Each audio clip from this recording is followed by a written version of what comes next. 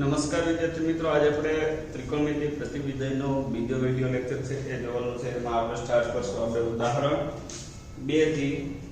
1 થી. એમાં પહેલો દાખલો છે ઉદાહરણ 1 છે. sin inverse 1/√2. તો ધ્યાન આપજો મિત્રો, હું આને આમ લખું sin inverse sin pi by 4 sin pi by 4 એટલે 1/√2 થશે. એટલે એની કિંમત મૂકી બરાબર છે. હવે sin નો પ્રદેશ છે એમાં pi by 4 આવે છે. sin નો પ્રદેશ શું છે તો કે -pi/2 to pi/2 સૌતંત્રાલમાં એની વચ્ચે pi by 4 આવી જાય. તો sin inverse અને sin એ બે એકબીજાના તદેવ વ્યસ્ત વિધેય હોવાથી એ બેનું સંયોજન છે એ તદેવ થઈ જશે. એટલે વચ્ચે શું ખાલી pi by 4. એવી જ રીતે ઉદાહરણ 2 cot inverse -1/√3 આવું છે. ધ્યાન આપજો. cot inverse -x તો એના બરાબર મેં સૂત્ર લખ્યું એ મુજબ pi cot inverse x 1/x ની જગ્યાએ શું છે 1/√3. હવે pi cot inverse 1/√3 એટલે cot pi/3 બરાબર. એટલે pi cot inverse અને cot બે વ્યસ્ત વિધેય છે, કેન્સલ થઈ જાય એટલે કે તદેવ વિધેય થઈ જાય. કેન્સલ થઈ જાય એટલે અહીંયા તદેવ વિધેય થઈ જાય. એને બરાબર શું આવશે અહીં pi/3. 3 pi - pi એટલે કે 2 pi/3. તો આ આપણો જવાબ. પછી સ્વાધ્યાય 2.1 એનો પહેલો દાખલો છે. sin inverse -1/2 sin inverse -1/2. હવે જો sin inverse -1/2 એટલે કે sin inverse -x એટલે કે sin inverse x એના જેવું સ્વરૂપ છે. sin inverse -x તો એના બરાબર શું થશે sin inverse x એટલે અહીંયા 1/2 એટલે કે sin inverse 1/2 ક્યાં આવશે તો sin pi/6. sin inverse sin બે કેન્સલ થાય એટલે વધશે શું -pi/6. એના પછી બીજો દાખલો છે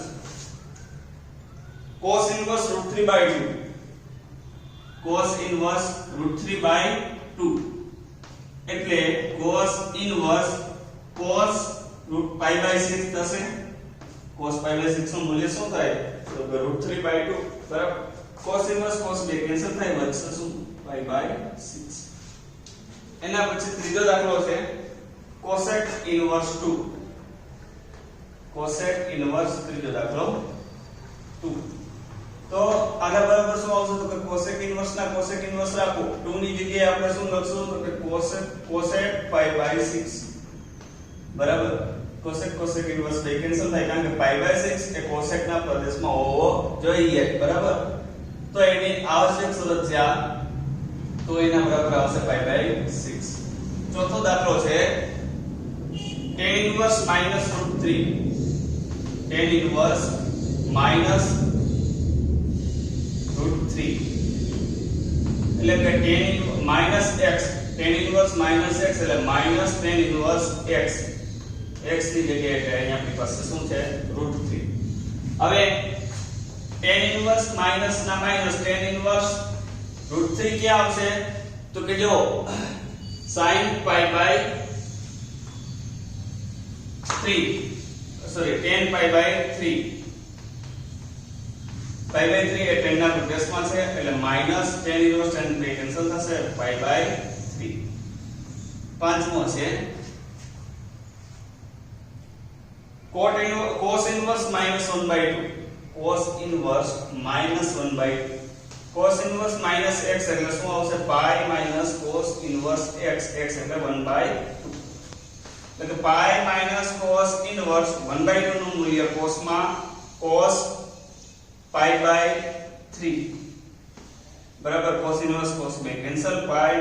pi/3 એટલે કે 2 pi/3. પછી છઠ્ઠો દાખલો છે tan inverse -1 tan inverse -1 એટલે કે tan inverse -x એટલે -tan inverse 1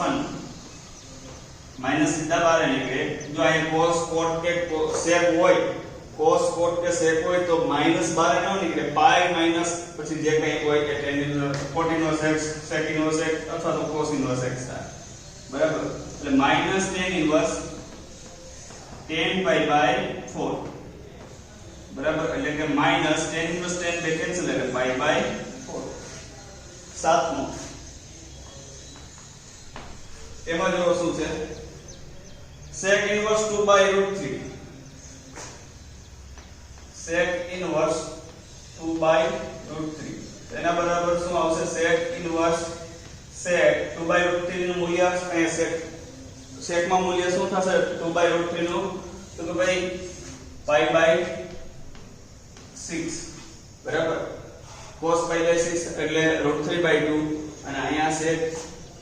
pi by 6 એટલે 2 by root 3 જેના પ્રદેશમાં છે એટલે અહીંયા આવશે pi by 6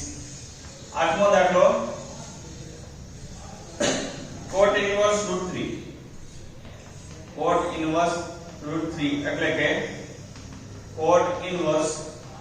cot pi by 6 બરાબર pi by 6 cot ના પ્રદેશમાં છે એટલે cot cot inverse બે કેન્સલ થાય બચશે શું pi by 6 નવમો દાખલો cos inverse minus 1 upon root 2 cos inverse minus 1 upon root 2 તો આને આપણે લખો cos pi minus જાય cos inverse minus x છે એટલે શું થશે pi minus cos inverse x x ની જગ્યાએ 1 upon root 2 એટલે કે pi minus cos inverse cos pi by 4 cos inverse બે કેન્સલ એટલે pi minus pi by 4 એટલે કે 3 pi by 4 દસમો દાખલો cosec inverse minus root 2 cosec inverse minus root 2 હવે જો એ માઈનસ છે એને બારે કાઢી લ્યો minus cosec inverse root 2 એટલે કે minus cosec inverse cosec pi by 4 એટલે કે minus pi by 4 cosec inverse અને cosec બે કેન્સલ થાય પછી 11મો દાખલો છે tan inverse 1 11મો દાખલો છે tan inverse 1 plus cos inverse minus 1 by 2 plus sin inverse minus 1 by 2 બરાબર એટલે અહીંયા tan inverse 10 માં 1 ક્યાં આવશે તો કે tan pi by 4 है tan cos inverse minus x એટલે કે pi minus cos inverse 1 by 2 plus sin inverse minus x એટલે minus sin inverse x એટલે કે અહીં 1 by 2 tan inverse tan બે કેન્સલ એટલે pi by 4 plus pi minus cos inverse 1 by 2 એટલે cos inverse cos 1 by 2 એટલે શું આવશે અહીં pi by 3 minus sin inverse sin pi by 6 બરાબર pi by 4 plus pi minus cos inverse cos બે cancel કારણ કે pi by 3 એ cos ના પ્રદેશમાં છે બરાબર એટલે અહીં વધશે સીધું pi by 3 minus pi by 6 બરાબર ચારે પદનો લસા લઈ લઈએ તો 4 તેરી 12 એટલે અહીંયા 3 pi plus 12 pi minus 4 pi minus 2 pi આખાના છેદમાં 12 બરાબર ચલો 12 minus 2 એટલે 10 10 minus 4 એટલે 6 અને 6 plus 3 એટલે 9 pi upon 12 એટલે કે 3 pi upon 4 બરાબર પછી 12મો દાખલો જોઈ લઈએ cos inverse 1 by 2 plus 2 into sin inverse 1 by 2 चलो cos inverse 1 by 2 એટલે cos pi by 3 plus 2 into sin inverse sin pi by 6 1/2 એટલે અહીંયા sin માં શું મળશે sin π/6 cos inverse cos 2 cancel કારણ કે π/3 એ cos ના પ્રદેશમાં છે વચ્ચે π/3 પ્લસ 2 π/6 એ sin ના પ્રદેશમાં છે એટલે sin ઇન્વર્સ sin 2 કેન્સલ એટલે π/6 2 તેરીને 6 એટલે શું આવશે 2π/6 ચાલો લખી દઈએ એના પછી ઉદાહરણ વિકલ્પ 13 અને 14 છે બરાબર એમાં બે એમસીક્યુ છે એ બે એમસીક્યુ માં ઉદાહરણ એમસીક્યુ 3 માં 13 માં એવું કીધું છે કે sin ઇન્વર્સ નો વિસ્તાર શોધો તો મેં તમને એ લખાવ્યો છે અને 14 માં છે કિંમત મેળવવાનો આ રીતે હમણાં દાખલા ગણ્યા હતા એ મુજબ તો એ તમારે ગણવાના છે